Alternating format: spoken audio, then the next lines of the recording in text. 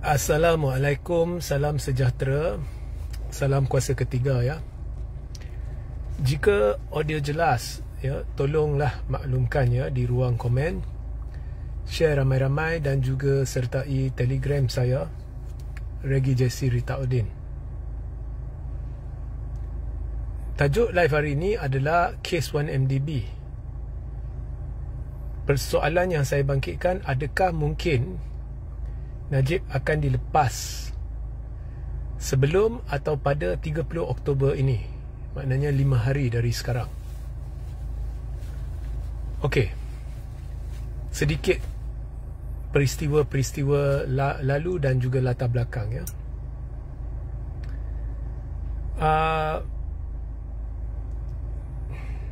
Peguam negara, okey, pada 30 Oktober ni Mahkamah akan putuskan selepas mendengar semua ya, perbicaraan di peringkat pendakwaan kes 1MDB, akan memutuskan sama ada pendakwaan ada kes prima facie terhadap Najib atau tidak.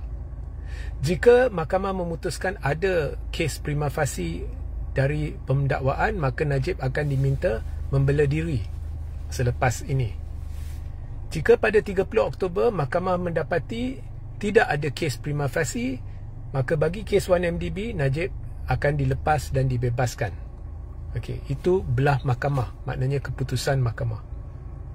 Namun peguam negara dari sudut perlembagaan mempunyai kuasa budi bicara yang tidak boleh dipersoal untuk membawa kes, antara lain membawa kes terhadap seseorang individu atau syarikat atau apa-apalah atau pihak tertentu, ataupun untuk tidak meneruskan perbicaraan.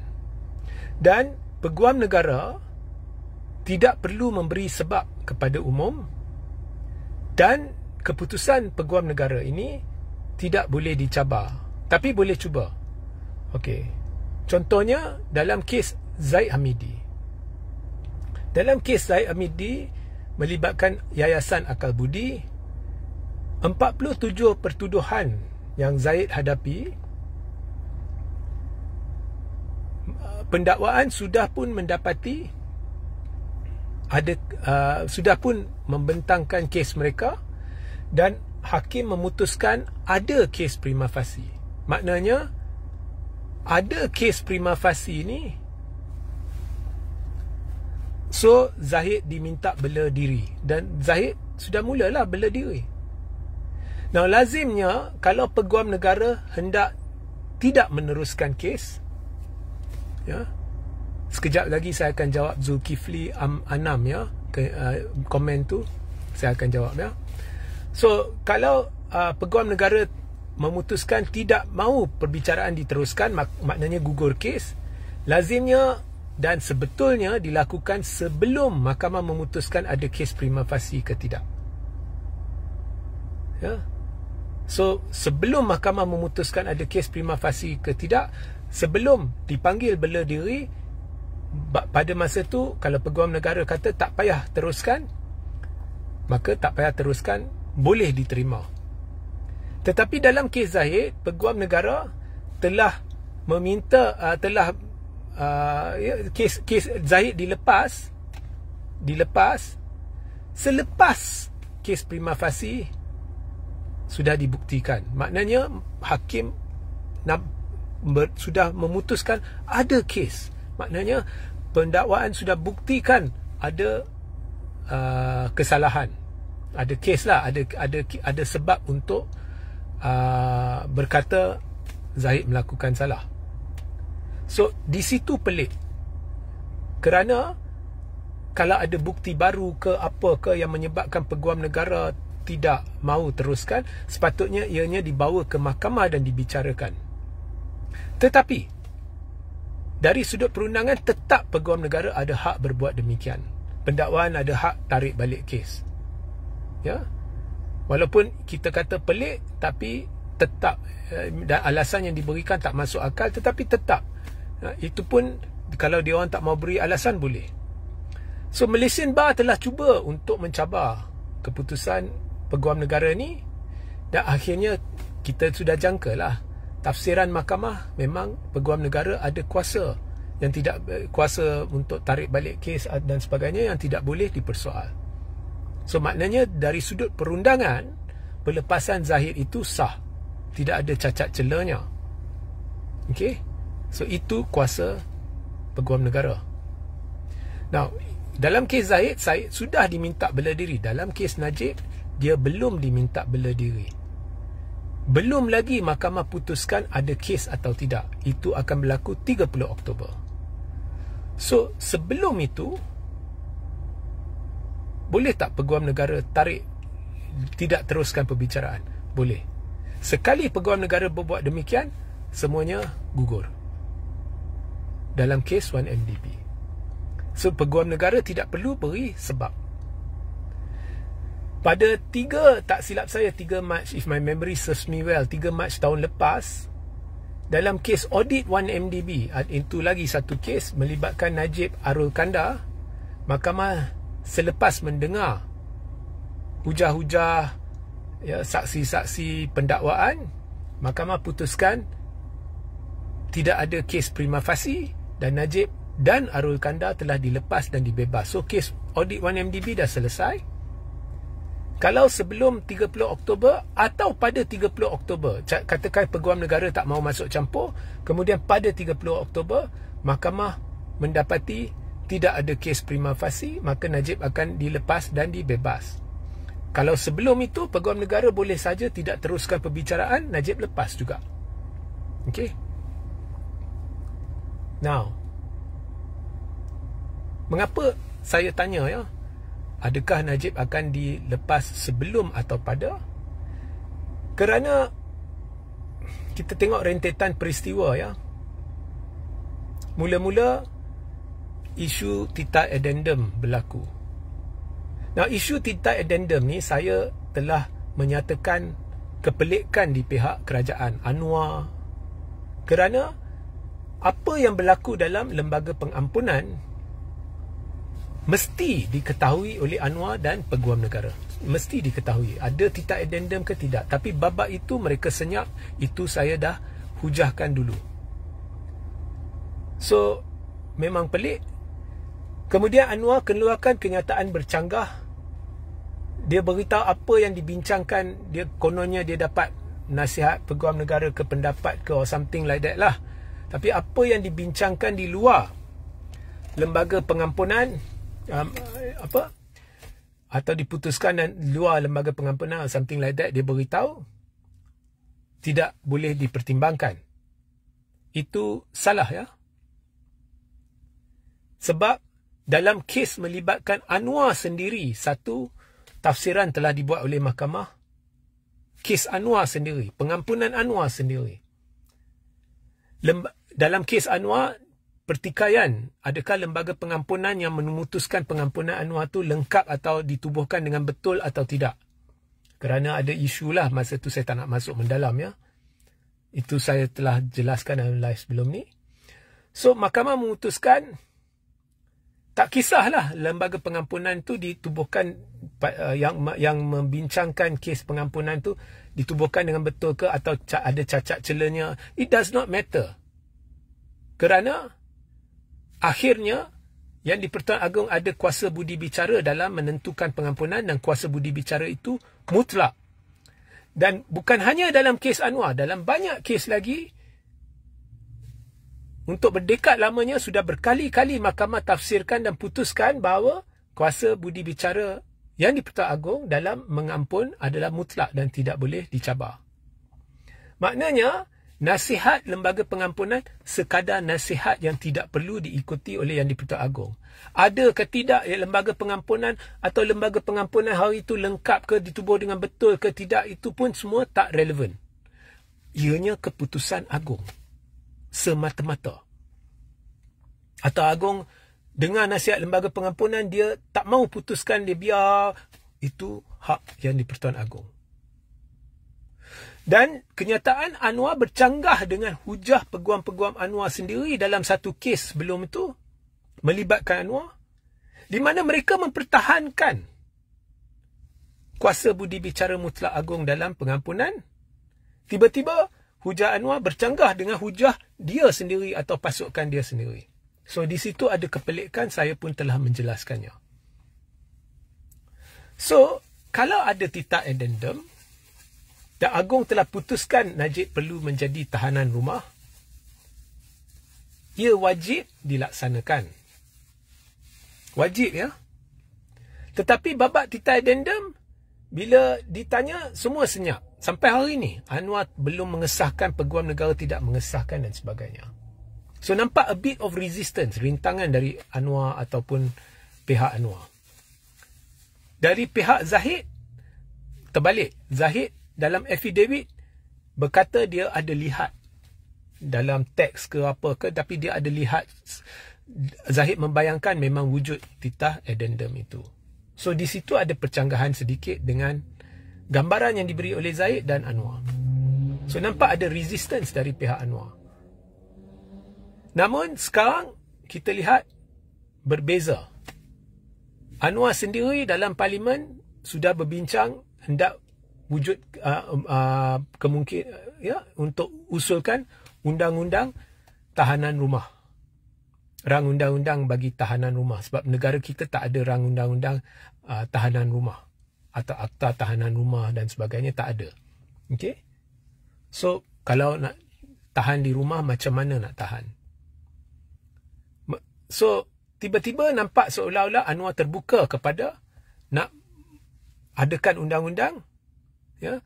So orang semestinya terdorong untuk berfikir ini mesti untuk wujudkan undang-undang supaya ada penakrifan jelas bagaimana tahanan rumah patut ditahan dan sebagainya, syarat-syarat dan sebagainya, supaya Najib boleh ditahan di rumah.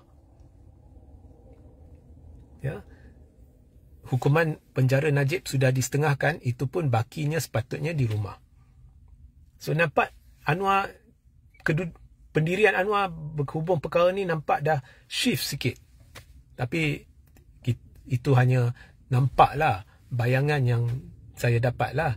Najib, Anwar tak sebut kita buat pasal Najib lah, tak sebut, ya. Dan masa isu titah addendum menjadi persoalan, saya perhatikan yang di-Pertuan Agong senyap, Sultan Pahang senyap. Dan saya pun menasihatkan anda semua. Titah addendum, setakat saya berhujah kenyataan bercanggah Anwar, setakat saya berhujah bahawa jika titah itu ada, ia perlu dilaksanakan. Lebih dari itu, kita jangan terus berbincang, kita noktahkan. Saya beri alasan, sebabnya at the end of the day, yang seharusnya, ya, jika benar ada titah addendum tetapi kerajaan telah menderhakai Agong dengan tidak melaksanakannya, yang patut bersuara ialah institusi diraja atau yang di-Pertuan Agong. Jadi kalau institusi diraja atau yang di-Pertuan Agong sendiri tidak bersuara, siapakah kita untuk bersuara? Jadi saya beritahu, saya dah jelaskan percanggahan kenyataan Anwar, saya dah jelaskan apa yang Anwar patut buat sekiranya ada titah addendum, saya dah jelaskan kepelikan kerana keengganan Anwar ataupun kerajaan untuk mengesahkan ada titah addendum atau tidak. Kemudian saya minta korang semua noktahkan. Masih ingat, ya? Sebab akhirnya, betul atau tidak, jika benar Agong dah titahkan, kemudian ia tidak laksanakan, Agong sendiri sepatutnya bersuara ataupun raja-raja. So, bukan kita. Okay? So, saya perhati yang di-Pertuan Agong tidak bersuara. Sultan Pahang tidak bersuara, Majlis Raja-Raja atau Raja-Raja Melayu berhubung perkara ni tidak bersuara. Jadi benda tu saya perhatikan. Adakah mungkin Anwar atau kerajaan telah dinasihati buat undang-undang tahanan rumah supaya kehendak titah addendum itu boleh dilaksanakan? Itu saya tidak tahu. Itu satu kemungkinan. Mengapa dulu Anwar buat kenyataan bercanggah seolah-olah menentang, ya, titah addendum dan sebagainya, ya. Dan tiba-tiba dia di dalam Dewan Rakyat dia berbincang berkenaan kemungkinan adanya undang-undang tahanan rumah. Adakah dia ditegur oleh Agong ke Raja-Raja? Kita tak tahu. Tapi ada perubahan yang saya lihat. Okey, bayanganlah. Okey. Dan ini masalahnya, bila Anwar senyap, kerajaan senyap, orang spekulasi akan timbul lah. It promotes speculation lah. Okey. So itu yang saya nampak. So sekarang nampak ada kecenderungan untuk mewujudkan undang-undang tahanan rumah. Kemudian Zahid masukkan affidavit seolah-olah mengesahkan bahawa dia tahu ada titah addendum. Ya, dan dia orang nombor 2, Anwar nombor 1, ya. So nampak di situ ada kepelikan. Zahid seolah-olah kata yes ada titah addendum, Anwar senyap. So nampak sekarang dah sehaluan ke arah tahanan rumah. Kemudian tiba-tiba 6 hari sebelum mahkamah akan putuskan ada kes prima facie ke tidak terhadap dalam kes 1MDB, ya, sama ada Najib perlu bela diri atau Najib akan dilepaskan. Najib membuat permohonan maaf secara terbuka kepada rakyat Malaysia menerusi anaknya. Now, saya terima permohonan maaf itu. Jangan make no don't doubt that, ya. Saya terima. Sebab saya ni bukannya hati kering, ya. Saya terima. Okey. Tetapi whatever it is, 6 hari sebelum 30 Oktober Najib membuat permohonan maaf. Dan alasannya, walaupun dia tidak sebut, tetapi saya rasa ia juga merujuk kepada satu buku yang tiba-tiba terbit baru-baru ni.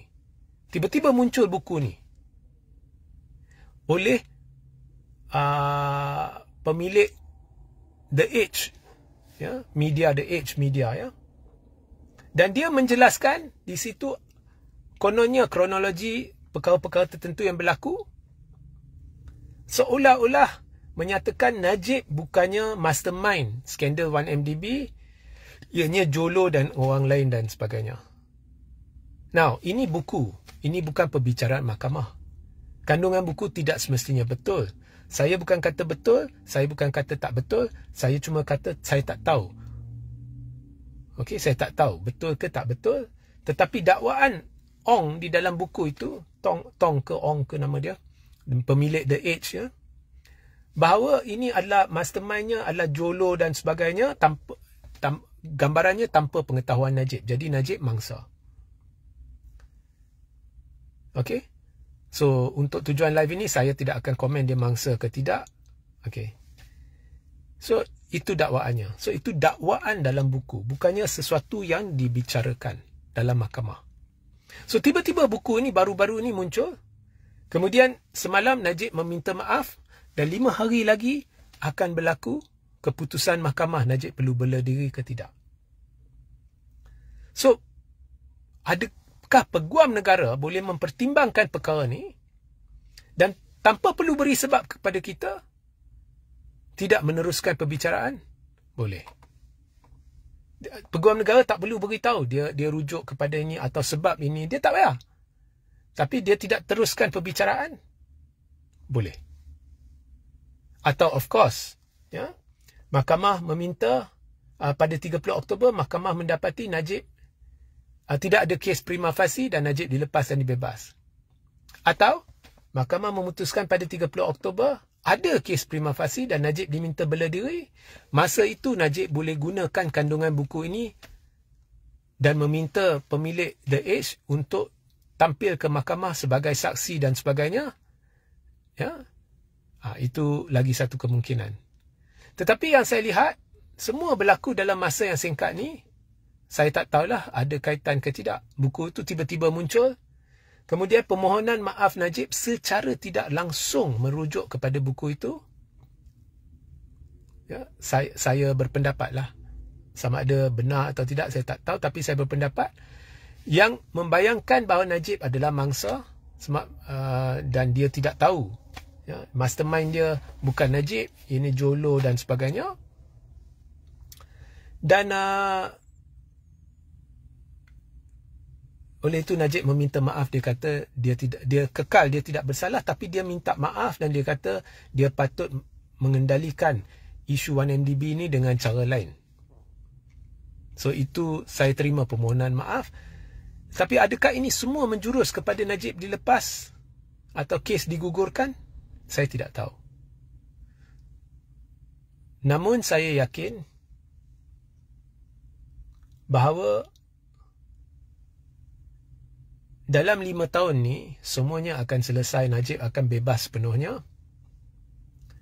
Namun jika benar Najib dilepas, bebas kes 1MDB ni, saya juga percaya Najib walaupun dia telah diberi pengampunan di mana hukuman dia telah dikurangkan, diseparuhkan, dan dia diberi maknanya kelegaan hukuman, dan baki hukumannya berapa tahun lagi sahaja boleh buat di rumah, Najib masih boleh memohon untuk pengampunan penuh. Boleh. Dan saya percaya kalau permohonan itu dibuat, Najib akan diampunkan penuh. Mengapa? Ini saya akan cerita dalam live seterusnya. Okay. So, adakah ini semua berkaitan dengan PRU diawalkan? Saya tak tahu. Katakan PRU diawalkan dan katakan semuanya selesai. Najib sudah bebas. Ya. Kalau dulu saya membuat anggaran, saya kata kalau PRU 16 diawalkan tahun depan, Barisan Nasional akan dapat sekurang-kurangnya 45 kerusi kerana jika kejayaan jentera bersama Barisan Nasional dan Pakatan Harapan di mahkota boleh diulangi di kerusi-kerusi target di seluruh negara, ya, di mana seperti di mahkota, jentera bersama perpaduan ni boleh pecahkan benteng antara pengundi tradisi UMNO dengan pengundi tradisi PH, di mana pengundi tradisi PH sanggup sokong calon UMNO atau pengundi tradisi UMNO sanggup sokong calon PH. Jika benda ni boleh diulangi, maka Barisan Nasional akan tambah 10 hingga 15 kerusi. UMNO tambah mungkin 10, MCA tambah 5. So, daripada 30 boleh pergi 40 hingga 45. Tetapi jika Najib keluar, ya, ianya akan mencetuskan satu gelombang dalam UMNO. Sebab sekarang ni ramai aktivis pro Najib ni, mereka berpaut pada perikatan. Mereka tak mahu berpaut pada Anwar, mereka tak suka Anwar DAP kan. Semua tu akan kembali kepada UMNO. Perikatan akan rugi. Kalau dulu saya jangka kalau PRU tahun depan UMNO meningkat, ya, bukan sebab sokongan Melayu, sebab sokongan Cina.